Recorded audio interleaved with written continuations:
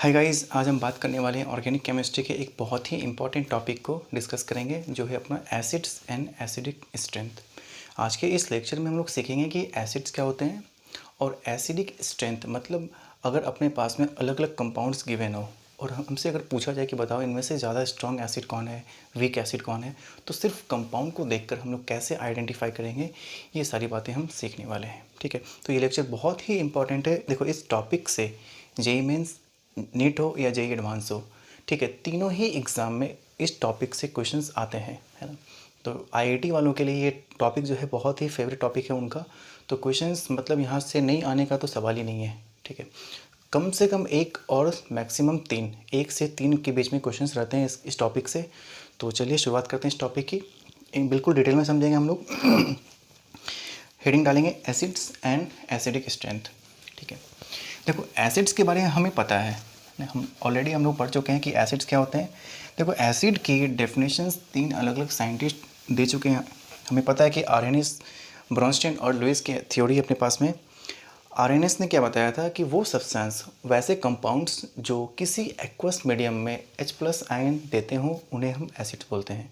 मतलब वैसे कंपाउंड्स जिन्हें क्या करो आप वाटर में डिज़ोल्व कर दो या फिर किसी भी एक्वस मीडियम में डिज़ोल्व कर दो, मतलब वाटर ही, अगर वो H+ आयन रिलीज़ करते हैं तो उस कंपाउंड को हम लोग क्या बोलेंगे, एसिड्स बोलेंगे। उसके बाद आई ब्रोंस्टेन। ब्रोंस्टेन ने क्या बोला कि भाई वैसे कंपाउंड्स जो प्रोटॉन डोनर हो, मतलब प्रोटॉन डोनेट करते हो without any need of medium, मतलब यहाँ पे इन्हें किसी मीडियम की ज़रूरत हो भी सकती है, नहीं भी हो सकती है। ऐसा नहीं है कि मीडियम का होना मैंडेटरी है ना। मतलब वैसे सब्सटेंस, वैसे कंपाउंड्स जो प्रोटॉन डोनेट करते हों, उन्हें हम क्या बोलेंगे, एसिड्स बोलेंगे। ठीक है, उसके बाद आए लुईस। लुईस ने क्या बोला कि वैसे कंपाउंड्स जो इलेक्ट्रॉन पेयर को एक्सेप्ट करते हों, उन्हें हम क्या बोलेंगे, एसिड्स। ये अलग अलग डेफिनेशंस है अलग अलग साइंटिस्ट के अकॉर्डिंग। तो अपनी ऑर्गेनिक केमिस्ट्री में हम आर्हेनिस की थ्योरी को सर्वे सर्वा मानकर चलते हैं, है ना। आर्हेनिस की थ्योरी, हाँ, ये वही थ्योरी है जिसमें हमें ये बताया गया कि वैसे सब्सटेंस जो H+ आयन एक्वस मीडियम में दे, उन्हें हम एसिड बोलते हैं। और यही थ्योरी हम लोग ऑर्गेनिक में लेकर चलेंगे। बाकी ब्रोंस्टेन की और लुईस की जो थ्योरी है वो इनऑर्गेनिक में चलती है। ठीक है, तो एसिड की डेफिनेशन क्या होगी। एसिड्स वो होते हैं जो H+ आयन रिलीज़ करते हैं, H+ ion in aqueous medium. वैसे सब्सटेंस जो H+ आयन रिलीज़ करते हो एक्वस मीडियम में, उन्हें हम बोलेंगे एसिड्स। ठीक है, आरएनएस की थ्योरी है, बस इसे हम मानकर चलेंगे। अब बात करें एसिडिक स्ट्रेंथ। मान लो अपने पास में अलग अलग कंपाउंड्स गिवन हो, ठीक है, अलग अलग 3-4 कंपाउंड्स गिवन है। क्वेश्चन आ गया कि बताओ इनमें से ज़्यादा एसिडिक कौन होगा। ठीक, तो ऐसे क्वेश्चंस देख करके हम लोग क्या हो, डर जाते हैं। तो अब डरने की बात नहीं है, सीखेंगे उसको कि कैसे हम लोग सॉल्व करते हैं। और देखो, मैं ये बिल्कुल दावे के साथ कर सकता हूँ कि इस टॉपिक के बाद, इस लेक्चर को देखने के बाद आपको बहुत ज़्यादा कॉन्फिडेंस, आपका कॉन्फिडेंस लेवल काफ़ी ज़्यादा बढ़ जाएगा, है ना। और ये क्वेश्चंस धीरे धीरे आप प्रैक्टिस भी करोगे तो आगे एग्ज़ाम तक, आपके एग्ज़ाम्स तक ऐसे क्वेश्चंस को सॉल्व करने के लिए आपको पेन तक नहीं पकड़नी पड़ेगी, है ना, सॉल्व हो जाएंगे। ठीक है, तो देखते हैं हम लोग कैसे सॉल्व करेंगे। हेडिंग डालेंगे एसिडिक स्ट्रेंथ, एसिडिक स्ट्रेंथ। ठीक है, देखो सपोज करो अपने पास में कोई एक एसिड है Ha। हमें ये आइडेंटिफाई करना है कि ये स्ट्रॉन्ग एसिड है या वीक एसिड है। तो क्या करेंगे, एक कंटेनर ले लो, उस कंटेनर में वाटर ले लो। ये हमने वाटर लिया, इस एसिड को वाटर में मिक्स कर दो। तो जैसे ही ये वाटर में मिक्स होगा, ये क्या होगा, तुरंत H+ और A- में ब्रेक हो जाएगा। H+ और A- में ब्रेक हो जाएगा, है ना।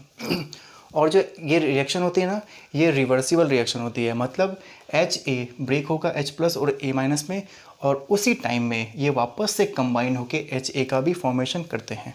ठीक है, तो यहाँ पे देखो क्या होगा। इसके लिए अगर हम इक्विलिब्रियम K की वैल्यू लिखें तो क्या होगा, concentration of H+ into concentration of A- divided by Ha का कॉन्सेंट्रेशन। ठीक है, देखो स्ट्रॉन्ग एसिड वो एसिड्स होते हैं जो ज़्यादा H+ आयन एक्वस मीडियम में दे। मतलब वैसे एसिड्स जो ज़्यादा H प्लस आयन देते हो उन्हें हम बोलते हैं स्ट्रॉन्ग एसिड, और जो कम H प्लस आयन देंगे वो होंगे वीक एसिड्स। ठीक है, मतलब H प्लस आयन की वैल्यू जितनी ज़्यादा होगी उतना ज़्यादा स्ट्रॉन्ग एसिड होगा। देखो अगर H प्लस आयन की वैल्यू ज़्यादा होगी तो भाई इसकी वैल्यू ज़्यादा होगी। क्यों? क्योंकि H प्लस आयन ज़्यादा बनने का मतलब क्या है, रिएक्शन फॉरवर्ड क्या है, काफ़ी तेज़ी से चल रही है। अगर रिएक्शन प्रोडक्ट की तरफ तेज़ी से चल रही है तो भाई ऑब्वियस सी बात है प्रोडक्ट बनेंगे जो वो ज़्यादा ही बनेंगे, मतलब H प्लस आयन और A माइनस आयन दोनों ही ज़्यादा बनेंगे। ठीक है, ऐसे में क्या होगा, K की वैल्यू क्या होगी, बढ़ेगी। तो बोल सकते हैं acidic strength, acidic strength directly proportional to K। अब K हमने एसिड के लिए कैलकुलेट किया है तो इसे हम क्या बोलेंगे, Ka। जो एसिडिक स्ट्रेंथ है वो Ka के डायरेक्टली प्रोपोर्शनल होता है, मतलब जिस एसिड का Ka की वैल्यू ज़्यादा होगी उसकी एसिडिक स्ट्रेंथ भी क्या होगी, ज़्यादा होगी।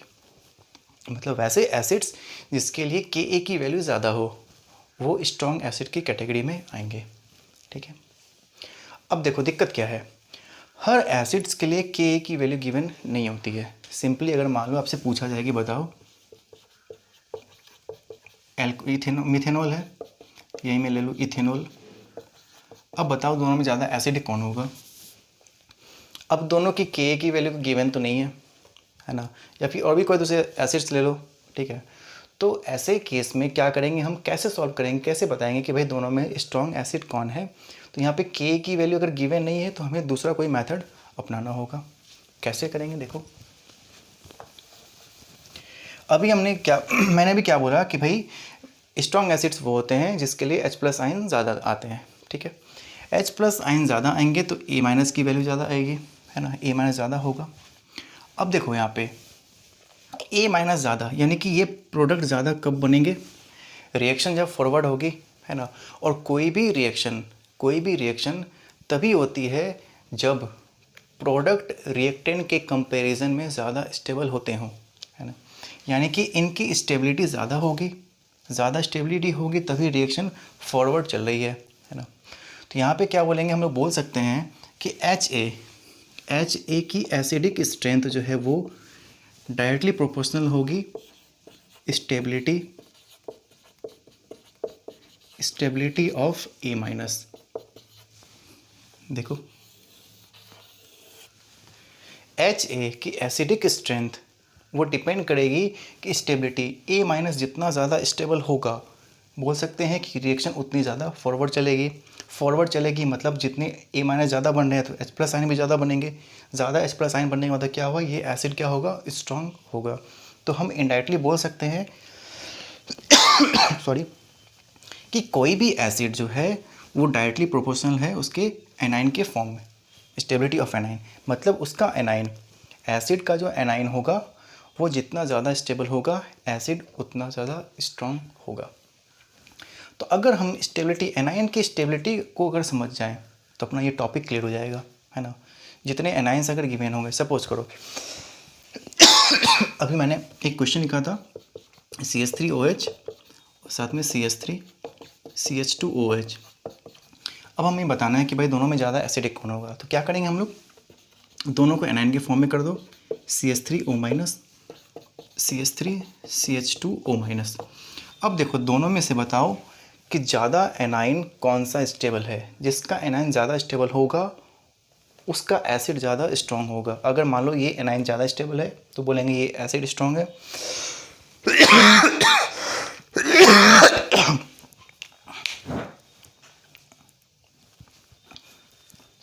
अगर मान लो ये एनाइन ज़्यादा स्टेबल है तो क्या बोलेंगे, ये एसिड ज़्यादा स्ट्रॉन्ग है। अगर ये एनाइन ज़्यादा स्टेबल होगा तो बोलेंगे ये एसिड ज़्यादा स्ट्रॉन्ग है ना। तो उसी तरीके से किसी भी एसिड के लिए उसके एनाइन के फॉर्म में ब्रेक करो, चार्ज के फॉर्म में ब्रेक करो और एनाइन की स्टेबिलिटी को चेक करो। एनाइन उसका जितना ज़्यादा स्टेबल होगा एसिड उतना ज़्यादा स्ट्रॉन्ग होगा।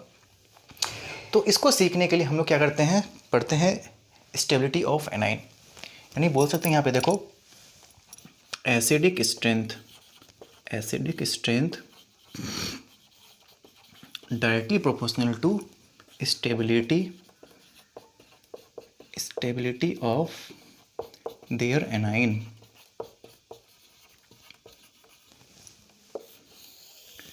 ये बात हम लोग बोल सकते हैं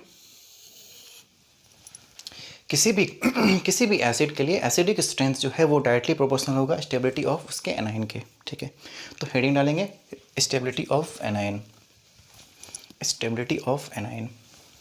ये टॉपिक देखो बहुत ही इजी है, बहुत ही इजी है। कैसे इजी है? इसमें बहुत सारे फैक्टर्स हैं, एनाइन की स्टेबिलिटी के बहुत सारे फैक्टर्स हैं, एक एक कर हम लोग डिस्कस करेंगे। अब देखो बात यहाँ पे है कि याद रखने की, कि कैसे हम याद रखेंगे कि कौन सा फैक्टर कब अप्लाई करना है। तो भाई उसके लिए अपने पास में ट्रिक है, आपको मैं एक ट्रिक बताऊँगा, उससे अपने सारे क्वेश्चन सॉल्व हो जाएंगे स्टेबिलिटी वाले, है ना। तो हेडिंग डालेंगे factors affecting stability of A9, factors affecting stability of A9, factors affecting stability of A9. देखो अपने पास में यूँ तो बहुत सारे फैक्टर्स हैं। सबसे पहला, अगर मैं बोलूँ कि बता अपने ऑर्गेनिक में जितने भी कंपाउंड्स हैं उनमें से सबसे ज़्यादा स्टेबल कौन होगा, तो आपके दिमाग में कहीं ना कहीं बेंजीन की बात आएगी कि भाई बेंजीन बहुत ज़्यादा स्टेबल है। रीज़न क्या है? बेंजीन के अंदर एरोमेटिसिटी है ना। मतलब बोल सकते हैं कि किसी कंपाउंड में अगर एरोमेटिसिटी आ जाए, वो एरोमेटिक अगर बन जाए, तो उसकी स्टेबिलिटी एक अलग ही लेवल की होती है। उसी तरह वैसे एनाइंस जिनके अंदर एरोमेटिसिटी हो वो सबसे ज़्यादा स्टेबल होंगे। एरोमेटिसिटी मतलब वैसे एनाइंस जिनके अंदर एरोमेटिसिटी है अगर, तो आंख बंद करके उसे सबसे ज़्यादा स्टेबल हम मानेंगे। दूसरा, माइनस एम इफेक्ट। सबसे पहले हम लोग चेक करेंगे एरोमेटिसिटी को, अगर एरोमेटिसिटी है तब तो बोल दो उसे कि सबसे ज़्यादा स्टेबल है। अगर एरोमेटिसिटी नहीं है फिर हम सेकंड फैक्टर चेक करेंगे माइनस एम इफेक्ट का, मतलब मेसोमेरिक इफेक्ट। ये है मेसोमेरिक इफेक्ट, मेसोमेरिक इफेक्ट। ठीक है वो भी माइनस का। मैं अभी बताऊंगा कि भाई माइनस ही क्यों आया, प्लस एम इफेक्ट क्यों नहीं आया, है ना। Third, resonance. अगर मेसोमेरिक इफेक्ट है उस कंपाउंड में तब तो ठीक है भाई, उसके अकॉर्डिंग चेक कर लो।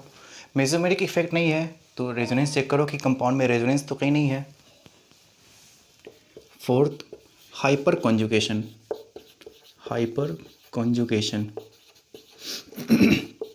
रेजोनेंस के बाद हम लोग चेक करेंगे हाइपर कॉन्जुगेशन को, कि अगर हाइपर कॉन्जुगेशन है तो भाई उसके अकॉर्डिंग चेक करेंगे।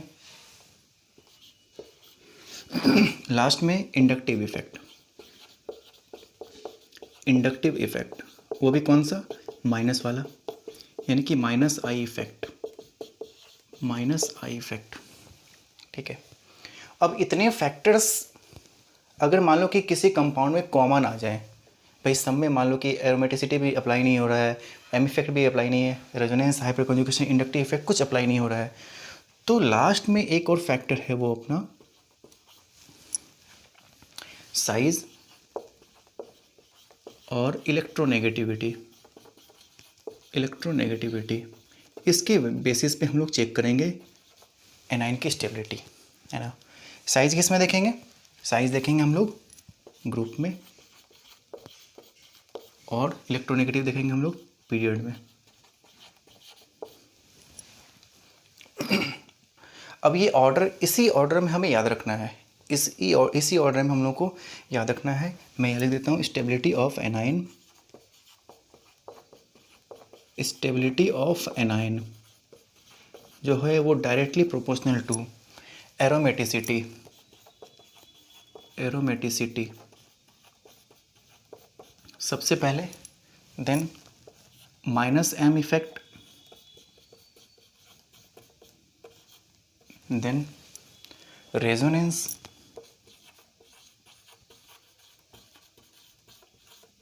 Then hyperconjugation. Hyperconjugation ठीक है, उसके बाद फिर इंडक्टिव इफेक्ट, आई इफेक्ट वो भी माइनस वाला, फिर लास्ट में साइज़ और इलेक्ट्रोनेगेटिविटी, साइज़ और इलेक्ट्रोनेगेटिविटी, है ना, ये हमें याद रखना है।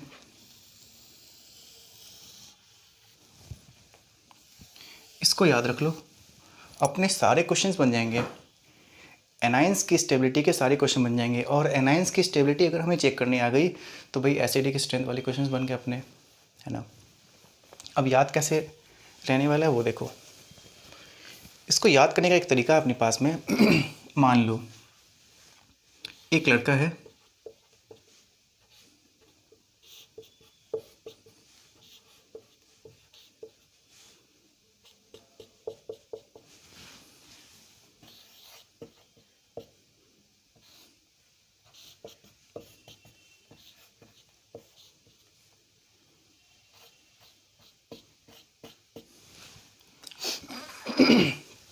मान लो इसका नाम है राम और इसका नाम है श्याम, ठीक है, राम और श्याम। राम ने अगर मान लो श्याम को देखा, ठीक है, और श्याम इसे पसंद आ गया। राम को अगर श्याम पसंद आ गया, ठीक है, लेकिन इसका नाम इसे पता नहीं है, राम को इसका नाम पता नहीं है, तो ये इसे कैसे बोलेगा, ये बोलेगा ए मिस्टर हाय। कैसे बोलते हैं, किसी अननोन पर्सन को बोलते हैं ना, ए मिस्टर हाय, उसी तरीके से क्या बोलेगा, ए मिस्टर हाय। यही है इसकी ट्रिक, ए मिस्टर हाय। कैसे है ट्रिक देखो,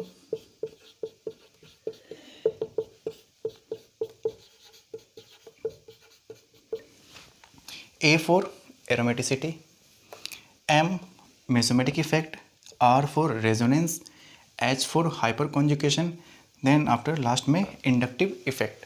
अब इंडक्टिव इफेक्ट इतने फैक्टर्स अगर वैलिड नहीं होते हैं तो लास्ट में हम आते हैं साइज और इलेक्ट्रोनेगेटिविटी पर। और इतने फैक्टर्स मान लो अगर नहीं आते हैं काम में, ऐसी संभावना, ऐसी पॉसिबिलिटीज़ भी बहुत ही कम है, तो लास्ट में हम क्या करेंगे, साइज और इलेक्ट्रोनेगेटिविटी से हम लोग चेक कर लेंगे। लेकिन हमें ये याद रखना होगा, ये ट्रिक कौन सी, ए मिस्टर हाई, है ना। A for aromaticity, M for mesomeric effect, R for resonance, H for hyperconjugation and I for inductive effect. अब देखो बात हम लोग करते हैं कि भाई एरोमेटिसिस, चलो एरोमेटिसिस समझ में आता है कि भाई ये ज़्यादा स्टेबल क्यों होता है, लेकिन माइनस एम इफेक्ट ही क्यों और माइनस आई इफेक्ट ही क्यों, इसे हम समझते हैं, ठीक है। बाद में एक एक हम लोग डिस्कस करेंगे, फिर क्वेश्चंस करते हैं। मान लो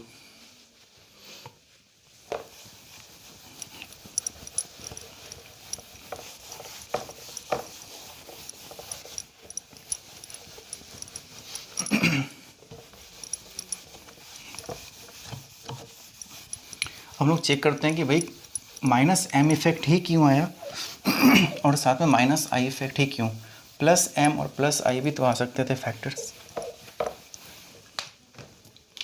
देखो मान लो अपने पास में कोई एक एसिड है, मान लो कोई एसिड है, मान लो कि मैं एक इथेनोइक एसिड को लेता हूँ,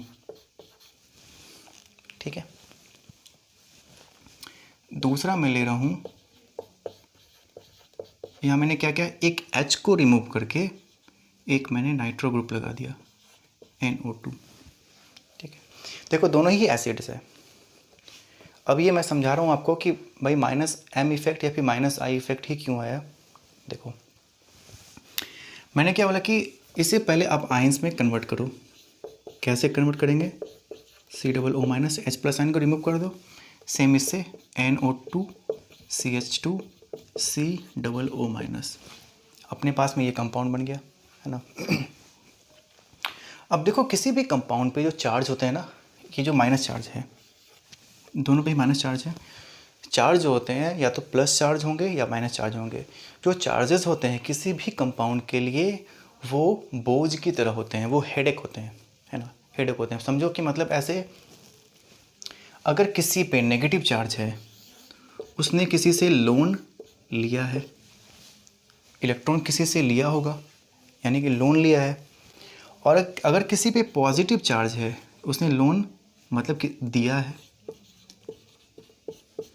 उसने इलेक्ट्रॉन्स किसी को दिया है, एक बार मतलब जैसे उधार देते हैं ना कि भाई उधार में तुम्हें दे दिया, भाई अगर आप किसी को उधार देते हो तो भी आपके दिमाग में एक टेंशन सी बनी रहेगी भाई वापस करेगा कि नहीं करेगा। अगर मान लो आप किसी से लोन लेते हो, किसी से उधार लेते हो कि भाई मैं बाद में दे दूँगा, तो भी आपको टेंशन बना रहेगा कि भाई कब दूँ, इंटरेस्ट बढ़ता जा रहा है ना।